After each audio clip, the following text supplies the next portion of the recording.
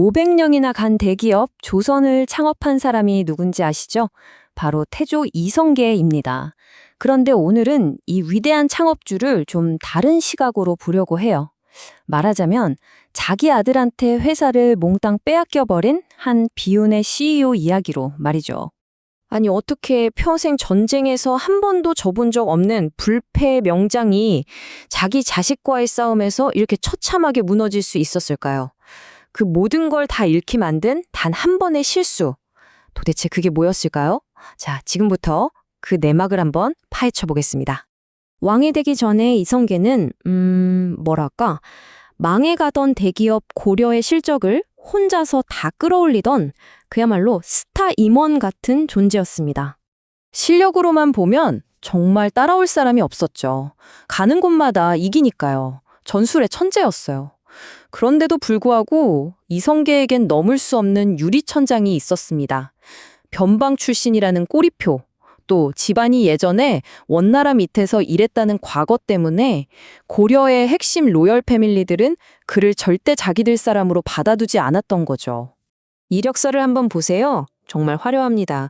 1360년대엔 홍건적, 70년대엔 몽골, 80년대엔 왜구까지. 북쪽, 남쪽 할 것 없이 나라를 위협하는 모든 세력을 그냥 다 쓸어버렸어요. 그야말로 무적이었죠. 그런데 진짜 재밌는 건 그의 인생을 바꾼 결정적인 한 방이 승리가 아니라 후퇴였다는 사실입니다. 바로 위화도 회군이죠. 위화도 회군은 말 그대로 이성계가 썩어빠진 고려라는 회사에 던진 사직서였습니다. 이딴 회사에선 더 이상 일 못하겠다 하고는 군대를 돌려서 그냥 본사를 접수해버린 거죠. 그리고 자기의 비전을 믿어준 최고의 파트너와 함께 완전히 새로운 스타트업을 세울 준비를 시작합니다. 그의 목표는 단순히 낡은 회사를 조금 개선하는 게 아니었어요. 아예 뿌리부터 싹 갈아엎는 거였죠. 부패한 기득권이 지배하던 회사를 능력 있는 사람이 대우받는 시스템으로 비전도 야망도 없는 곳에서 강력한 중앙 집권으로 모든 걸 바꾸려는 정말 거대한 도전이었습니다. 물론 위대한 스타트업이 다 그렇듯 혼자 한 건 아니었습니다. 이성계가 카리스마 넘치는 창업주, 즉 CEO였다면 정도전은 회사의 모든 시스템과 비전을 설계한 최고의 CEO이자 설계자였던 셈이죠. 자, 회사를 세웠으니 이제 제대로 된 본사를 지어야겠죠. 수도를 한양, 지금의 서울로 옮기고 새로운 권력의 심장부인 경복궁을 짓고 앞으로 500년을 버틸 법과 행정 시스템의 뼈대를 세웁니다.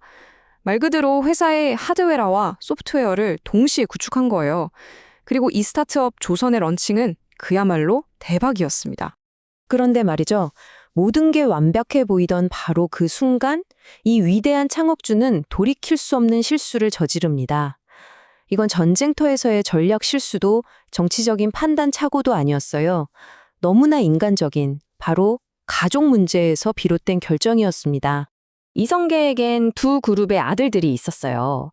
첫 번째 부인에게서 낳은 아들들은 아버지를 도와서 말 그대로 피를 흘리며 회사를 세운 창업 공신들이었죠. 전쟁터에서 잔뼈가 굵은 베테랑들이었습니다. 반면에 새로 맞이한 젊은 왕비에게서 낳은 아들들은 아직 정치 경험도 없고 창업에 기여한 것도 전혀 없는 그냥 어린아이들이었어요. 자, 여러분이 CEO라면 누굴 후계자로 삼겠습니까? 당연히 회사를 같이 일군 베테랑 아들들이겠죠? 그런데 태조는 이성적인 판단이 아니라 젊은 왕비를 너무나 사랑했던 그 마음 때문에 그녀의 어린 아들을 세자로 책봉하고 맙니다. 바로 이 지점이에요. 이 결정 하나가 평생 자신을 위해 싸워준 가장 강력한 아들들을 하루아침에 적으로 만들어버린 정말 최악의 수가 되고 맙니다. 이 한 번의 실수가 결국 뭘 불러왔을까요?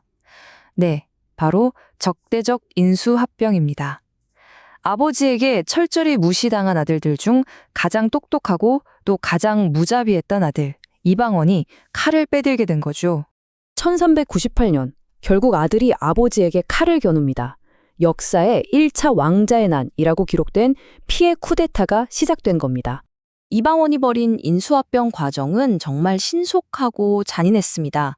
제일 먼저 아버지의 동업자이자 회사의 설계자였던 정도전을 제거하고 그 다음엔 아버지가 그토록 예뻐했던 어린 세자, 자기 이복 동생을 죽여버립니다. 그것도 모자라 다른 동생까지. 권력을 잡기 위해서라면 피도 눈물도 없었던 거죠. 이 모든 걸 지켜본 태조는 충격과 분노에 휩싸여 스스로 왕자리에서 내려옵니다. 나중에 아들에게 맞서려고 다른 반란을 뒤에서 지원하기도 하지만 그것마저 실패로 돌아가죠. 결국 평생 전쟁터에서 패배를 몰랐던 불세출의 영웅이 겪은 단 한 번의 패배는 다른 누구도 아닌 바로 자기 아들과의 싸움이었습니다. 그 후 태조는 사실상 강제로 은퇴당합니다. 자신이 평생을 바쳐 세운 회사, 조선을 자신이 내쳤던 아들이 완벽하게 장악해 나가는 모습을 그저 무력하게 지켜볼 수밖에 없었죠. 기록을 보면 그의 말년은 그야말로 분노와 스트레스의 연속이었다고 해요. 그 억울함과 분노를 사귀지 못해서 생긴 병이 바로 화병입니다. 가슴에 불덩이가 있는 것 같은 그런 병이죠.